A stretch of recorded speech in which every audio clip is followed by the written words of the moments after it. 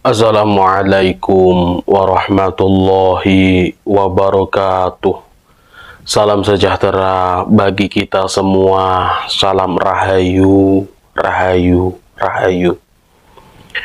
Jumpa kembali dengan saya di channel YouTube Mambu Santri Channel. Baik sahabat-sahabat, di kesempatan yang baik ini, di pertengahan bulan Ramadan, di bulan puasa di Ramadan ke-22 ini, 22 atau 23 ya? 22 ya.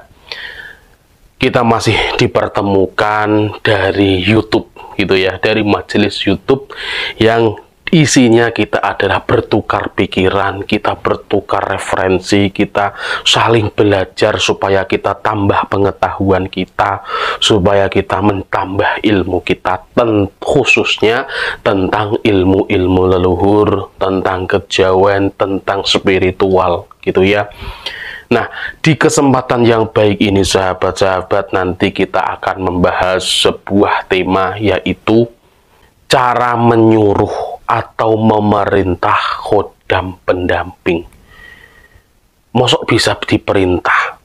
Itu yang terlintas di benak kita ketika kita mendengar cara menyuruh atau memerintah khodam. Kan gitu ya. Bisa sahabat, khodam yang ada di tubuh kita, khodam yang mendampingi kita itu bisa kita perintah, bisa kita suruh-suruh kalau energi kita ini sudah selaras dengan khodam kita, energi kita ini sudah sinkron dengan khodam kita. Dan ketika energi kita sudah menyatu dengan khodam kita, walaupun tidak kita suruh gitu ya, khodam kita itu otomatis sudah membantu kita, sudah tahu apa yang kita inginkan. Tetapi memang bisa, khodam bisa perintah, bisa disuluh oleh manusia, tetapi itu juga dengan cara yang berbeda.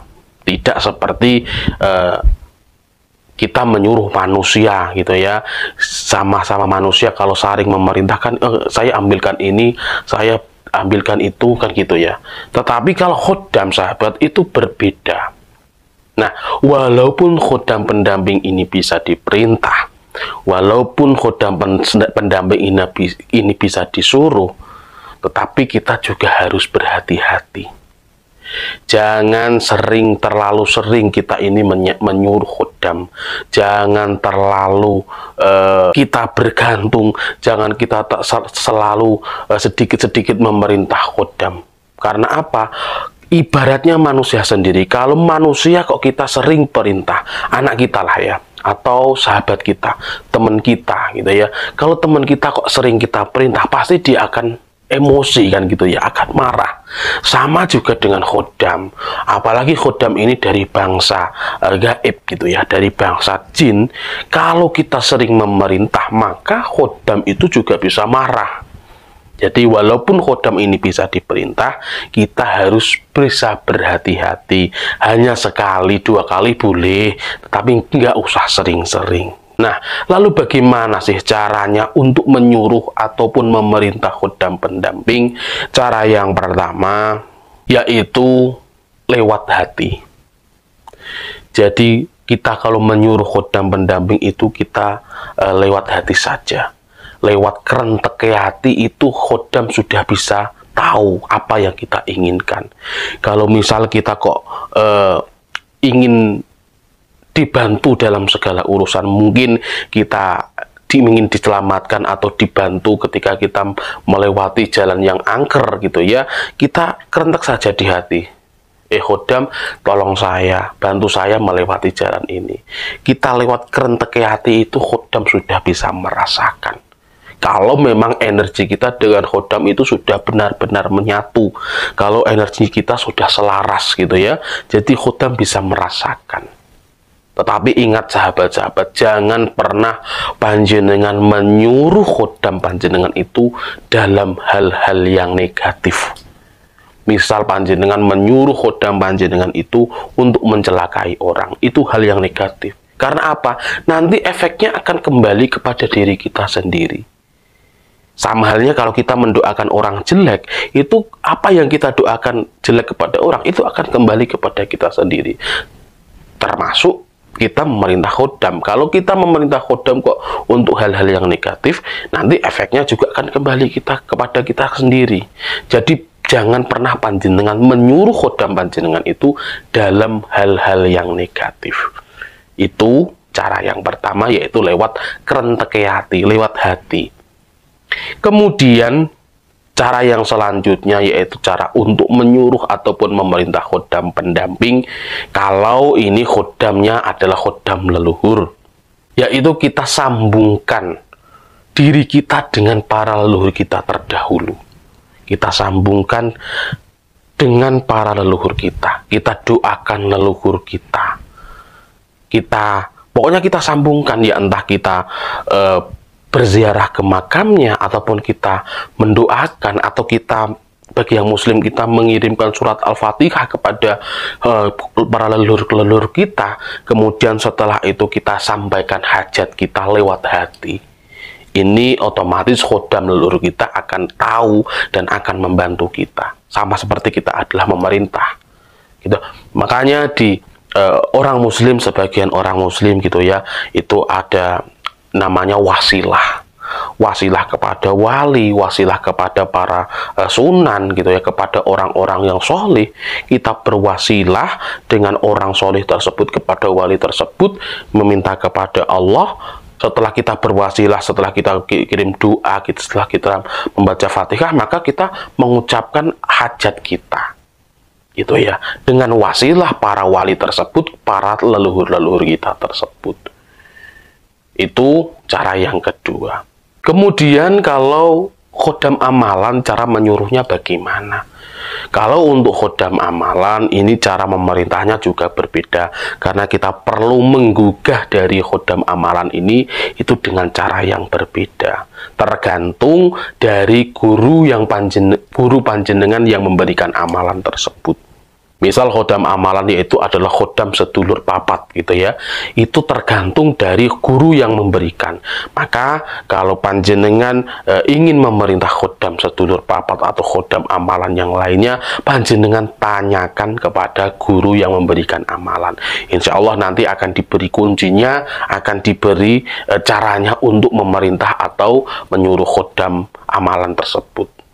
Kemudian lagi kalau khodam kita adalah khodam isian. Ini sama seperti khodam amalan, yaitu tergantung kepada guru yang mengisi tersebut.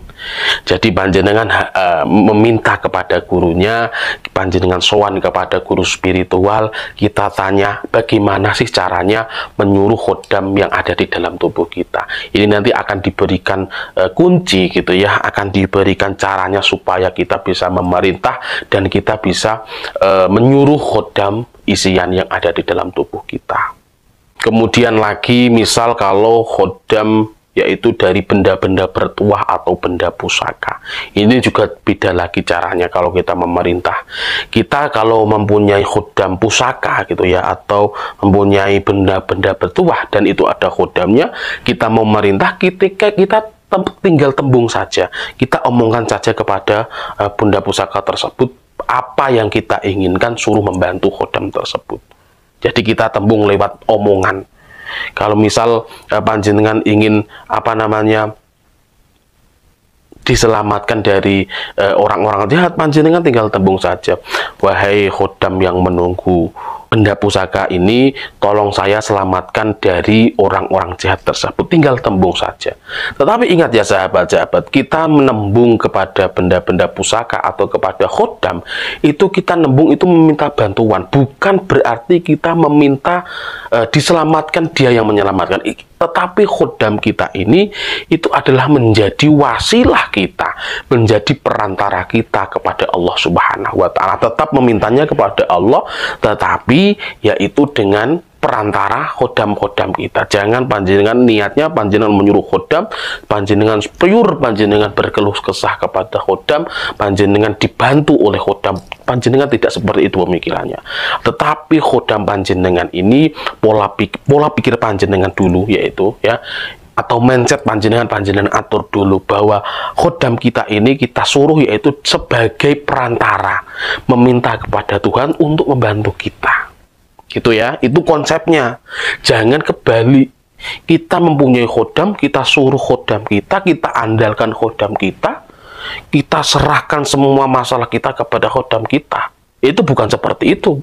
Tetapi khodam kita jadikan perantara atau wasilah kepada Allah Subhanahu wa Ta'ala, kepada Tuhan yang Maha Kuasa. Gitu ya sahabat-sahabat. Dan sekali lagi jangan pernah panjenengan terlalu sering untuk menyuruh khodam. Jangan pernah panjenengan terlalu sering panjenengan untuk memerintah khodam panjenengan, karena itu nanti ada bahaya yang mengintai kita. Semua efeknya akan kembali kepada kita. Dan sekali lagi saya wanti-wanti, jangan pernah panjenengan menyerahkan masalah Anda kepada khodam Anda. Jangan pernah panjenengan berkeluh kesah kepada khodam Anda, tetapi jadikan khodam Anda itu perantara kepada Allah Subhanahu wa Ta'ala, kepada Tuhan yang Maha Kuasa. Wallahu a'lam bishawab. Terima kasih kepada sahabat-sahabat yang sudah menonton video sampai di detik ini. Apabila ada kebenaran dalam penyampaian saya, itu semata-mata adalah pertolongan Tuhan yang Maha Kuasa. Dan apabila ada kesalahan dalam penyampaian saya, itu semata-mata adalah kebodohan dan kekurangan saya pribadi. Saya minta maaf yang sebesar-besarnya. Salam rahayu, rahayu, rahayu. Wassalamualaikum warahmatullahi wabarakatuh.